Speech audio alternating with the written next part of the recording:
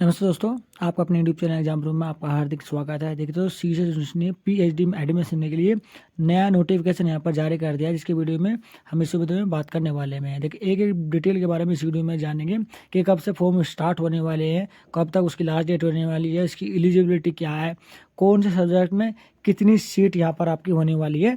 एक एक पॉइंट को हम इस वीडियो में कवर करने वाले हैं। इसकी एलिजिबिलिटी क्या होगी इसके बारे में भी हम बात करेंगे। तो नोटिस में देखिए साफ साफ लिखा हुआ है कि चौधरी चरण सिंह विश्वविद्यालय के शोध अध्ययन 2022 में निहित प्रावधानों के अनुसार विश्वविद्यालय में विभिन्न विषयों में पीएचडी में प्रवेश हेतु अमुक श्रेणी के अभ्यर्थियों को आवेदन करने का अवसर प्रदान किया जा रहा है। आवेदन फार्म विश्वविद्यालय की वेबसाइट पर केवल ऑनलाइन के माध्यम से यहाँ पर देखिए भरे जाएंगे। केवल ऑनलाइन के माध्यम से भी आप अपना फॉर्म भर सकते हैं और ये उसकी देखिए ऑफिशियल वेबसाइट होने वाली है। बात करते हैं कब से देखिए फॉर्म आपके स्टार्ट हो जाएंगे, तो यहाँ पर 28/11/2024 से यहाँ पर देखिए एडमिशन के फॉर्म यहाँ पर स्टार्ट हो जाएंगे।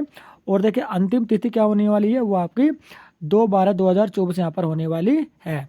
सामान्य और अन्य पिछड़े वर्ग के लिए यहाँ पर देखो आपके जो फॉर्म भरे जाएंगी उसकी जो फीस होगी वो 2500 रुपये होने वाली है। और SC ST और दिव्यांग अभ्यर्थी को लिए यहाँ पर देखिए 1500 रुपये आपकी होने वाली है। तो अब बात कर लेते हैं यहाँ पर देखिए आपकी कि कौन कौन अभ्यर्थी इसमें आपका फॉर्म भर सकते हैं। तो यहाँ पर देखिएगा समूह कै में लिखा हुआ है कि UGC CSR और ICAR नेट JRF उत्तीर्ण अभ्यर्थी, यानी कि जिस किसी ने भी आपका नेट JRF यहाँ पर किया हुआ है केवल वही स्टूडेंट यहाँ पर देखिए अप्लाई कर पाएंगे। दूसरे खंड में लिखा हुआ है कि चौधरी चरण सिंह मेरिट में प्रवेश के माध्यम से यदि किसी व्यक्ति ने देखे MPhil डिग्री धारक अगर कोई है तो वो भी यहाँ पर देखिए आपका अप्लाई कर सकता है। प्लस यहाँ पर देखिए लिखा हुआ है कि गेट परीक्षा में कम से कम यदि किसी ने 95 परसेंटाइल यहाँ पर प्राप्त किया है तो वो भी देखिए इसमें फॉर्म भर सकता है। यहाँ पर देखिए आपको अगर अप्लाई करना है तो यहाँ पर देखिए नेट या फिर JRF आपको पास होना जरूरी है। और यदि आप देखिए MA में आपके मिनिमम 55% है, नेट JRF आप दोनों में से इनमें से कोई सा अगर पास किया हुआ है तो उस कंडीशन में आप भर सकते हैं। वहीं पर अगर मैं बात करूं देखिए 5% का यहाँ पर रिलैक्सेशन भी यहाँ पर दिया हुआ है केवल यहाँ पर देखिए SC ST और OBC कैंडिडेट को।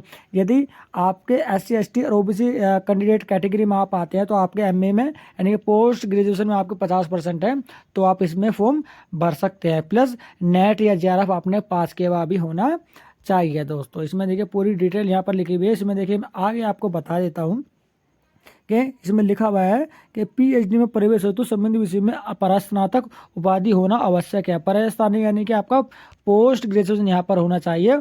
और यदि आप देखें अंतिम वर्ष या फिर सेमेस्टर में अध्ययन छात्र में PhD में आवेदन यहाँ पर देख कर सकते हैं। यानी यदि आप पोस्ट ग्रेजुएशन के अंतिम सेमेस्टर में आपने एडमिशन लिया हुआ तो उस कंडीशन में आप फॉर्म को अप्लाई कर पाएंगे, लेकिन उस कंडीशन में आपको देखिए नेट JRF का जो सर्टिफिकेट आपके पास होना चाहिए। आगे लिखा है कि PhD में उपलब्ध विषय में जो देखिए आपकी जो रिक्ति है उसके बारे में हम बताएंगे कि कौन कौन से विषय में कितनी कितनी सीट यहाँ पर हो सकती है और ये देखिए आपका घट बढ़ भी सकती है। अब यहाँ पर देखिए यदि चयन की देखिए यदि आपका देखिए आपका सब कुछ हो जाता है, आपका इंटरव्यू पास हो जाता है तो चयन की प्रक्रिया यहाँ पर देखिए किस तरह से होने वाली है। अब हम चयन की प्रक्रिया के ऊपर दोस्तों बात कर लेते हैं। इसमें लिखा हुआ है कि आवेदन फार्म में अभ्यर्थी जो आप सही विद्यार्थी पाए जाती है तो अभ्यर्थियों को RAC यानी कि जो आपके इंटरव्यूअर होंगे ना उनके सामने आपको अपने सभी इंटरव्यू यहाँ पर देना होगा, साक्षात्कार हेतु उपस्थित होना होगा। और जिसमें देखिए आपको जो इंटरव्यू जो होगा ना वो अधिकतम यहाँ पर 30 अंकों का यहाँ पर होगा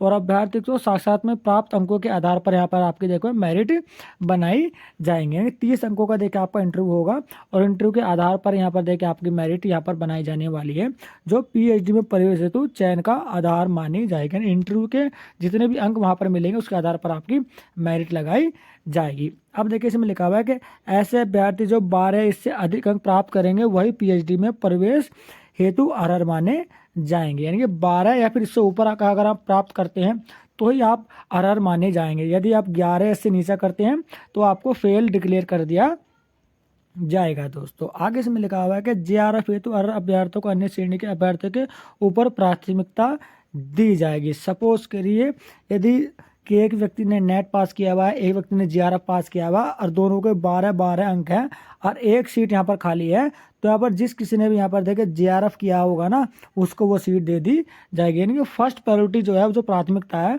वो जेआरएफ के कैंडिडेट को यहाँ पर दी जाएगी।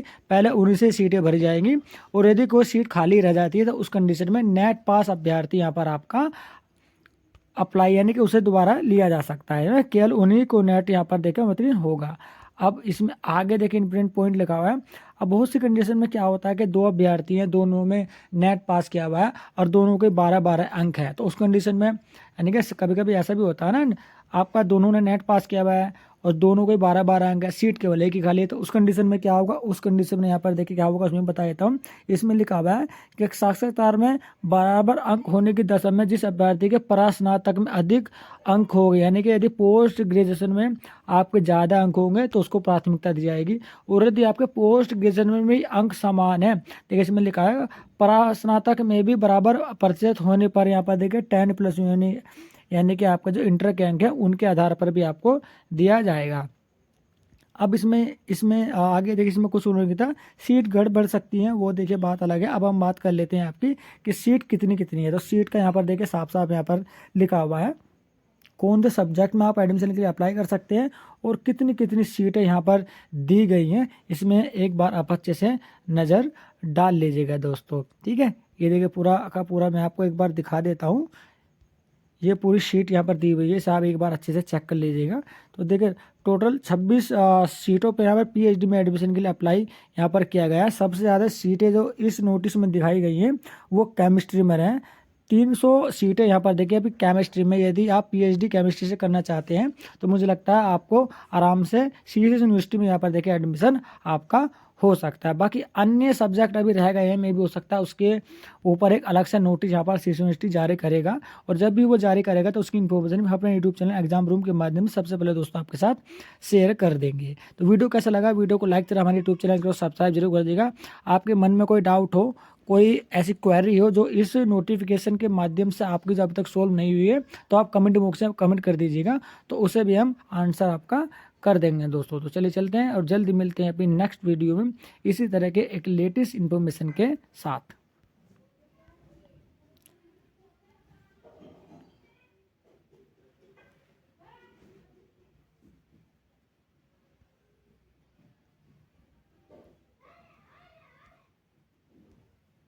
नोटिस एक बार आप अच्छे से चेक कर लीजिएगा कि होता क्या है। बहुत सी चीज़ें जल्दी से मैं थोड़ा सा स्पीड से पढ़ता हूँ तो कवर नहीं हो पाती है, तो इस नोटिस को मैं एक बार दोबारा से आपका दिखा देता हूँ, ठीक है दोस्तों। तो ये मैंने लिस्ट आपको दिखा दी, और जो बचे हुए सब्जेक्ट है में भी हो सकता है उनका नोटिस जो है, जैसे कि आपका हिंदी और भी बहुत से सब्जेक्ट है इसमें, तो इसमें अभी समय इंक्लूड नहीं किए हैं।